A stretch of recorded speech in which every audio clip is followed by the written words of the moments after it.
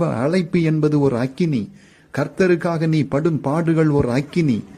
ஆனால் இந்த அக்கினி உன்னை சேதப்படுத்தாது, உன்னை உருவாக்கும், விலையேற பெற்ற பொன்னாக உன்னை மாற்றும். மோசே தேவனை தரிசித்த போது முட்செடி எரிந்து கொண்டிருந்தது, ஆனால் அந்த முள்செடி சேதமடையவில்லை.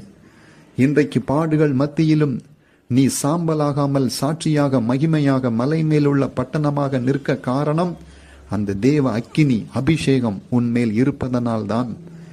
கர்த்தர் சீக்கிரம் வரப்போகிற இந்த நாட்களில் அவருக்காக வைராக்கியம் என்கிற தீர்மானம், பரிசுத்தத்தின் மேல் தாகம், ஜெபத்தின் மேல் தாகம் என்கிற அக்கினி பற்றி எரிய வேண்டாமா?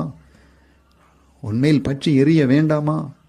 கர்த்தர் உன்னை அநேகருக்கு ஒரு முன்மாதிரியாக நிறுத்த அவர் ஆவலாக இருக்கிறார்.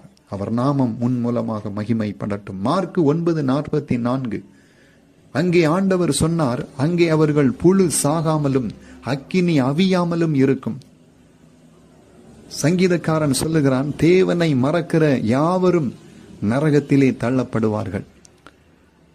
எபிரேயர் சொல்லுகிறது, ஒரே தரம் பிறப்பதும் பின்பு மரிப்பதும் நியாய தீர்ப்பு அடைவதும் மனுஷனுக்கு நியமிக்கப்பட்டிருக்கிறது. நீ உலகம் முழுவதையும் ஆதாயப்படுத்தினாலும், உலகின் முதல் பணக்காரனாக நீ இருந்தாலும் ஒரு நாள் நிச்சயம் மரிப்பாய். உன் பணம், பதவி, படிப்பு, ஞானம், உன் குடும்பம், உன் ஜனங்கள் உன்னை காப்பாற்ற முடியாது.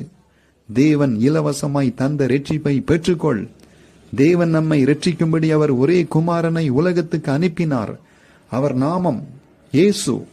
நாம் இரட்சிக்கப்படும்படி வானத்தின் கீழ் பூமியில் எங்கும் வேறொரு நாமம் கொடுக்கப்படவில்லை. நமக்கு இலவசமாய் இரட்சிப்பை தந்தவர் அதை உனக்கு தர அவர் ஜீவனை விலையாக கொடுத்தார். பரிசுத்த ஆவியால் பிறந்த அவர் எவ்வளவோ பாடுகளிலும் சோதனையிலும் ஏழ்மையிலும் பசியிலும் பரிசுத்த தேவ குமாரனாக அவர் வாழ்ந்தார். 3.5 ஆண்டுகள் ஊழியம் செய்தார். 33 ஆண்டு வயது வாலிபனாக உலகத்தின் பாவத்தை சுமந்து கொண்டு கல்வாரி மலையில் ஆட்டுக்குட்டியை போல சிலுவையில் அடிக்கப்பட்டார். அவர் மரித்தோரை எழுப்ப வல்லவர் என்றும், அவர் தேவனுடைய குமாரன் என்றும், அவர் 3ஆம் நாள் உயிரோடு நான் எழுந்து வருவேன் என்று சொன்ன வார்த்தையை நிறைவேற்றும்படி நாம் எல்லாரும் காணும்படியாக அவர் உயிரோடு எழுந்தார். அவர் மரண பரியந்தம் தன்னை தாழ்த்தினபடியினால் தேவன் அவரை எல்லா நாமத்துக்கும் மேலாக